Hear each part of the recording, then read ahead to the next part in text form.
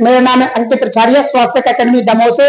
MPSI की paper की date आ चुकी है, जिसमें पेपर में प्रारंभिक परीक्षा, मुख्य परीक्षा, आपका फिजिकल और आपका इंटरव्यू 4 चरणों में ये पेपर होगा।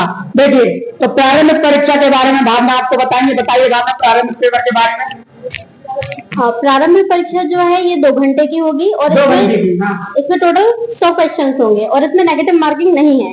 और इसमें टोटल 10 सब्जेक्ट आएंगे जो ऐसे हैं: हिंदी है, इंग्लिश, विश्लेषणात्मक क्षमता, इतिहास, भूगोल, विज्ञान, नागरिक शास्त्र जिसको एथिक्स भी बोलते हैं, बुनियादी कंप्यूटर ज्ञान, तर्क शक्ति और करंट अफेयर। ये प्रारंभिक परीक्षा का है, ठीक है। अब मुख्य प्रारंभिक परीक्षा में नेगेटिव मार्किंग नहीं है। अब मुख्य परीक्षा में 1/3 की नेगेटिव मार्किंग है। अब देखिए, पार्ट ए और पार्ट बी। पार्ट ए के भी 2 पार्ट हैं, 1 और 2। पार्ट बी के भी 2 पार्ट हैं, 1 और 2। 300 के पार्ट ए और पार्ट बी, है ना। तो पार्ट ए के जो 2 पार्ट हैं उसमें 150 अंक और 150 अंक इसमें बटे हैं, इसमें भी 150 में बटे हैं, ठीक है। जो पार्ट ए का प्रारंभिक पेपर है इतिहास और भारतीय समाज पर आधारित है, और पार्ट ए का पार्ट बी जो है शासन, राजनीति, सामाजिक न्याय और विधान पर आधारित है।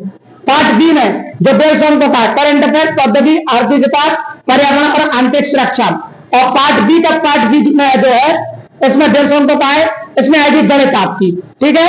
इसके बाद जब आप ये हो जाए, इसमें लिए 10 गुने लिए जाएंगे मेंस के लिए, और मेंस से इसमें इंटरव्यू में जाएंगे 3 गुने।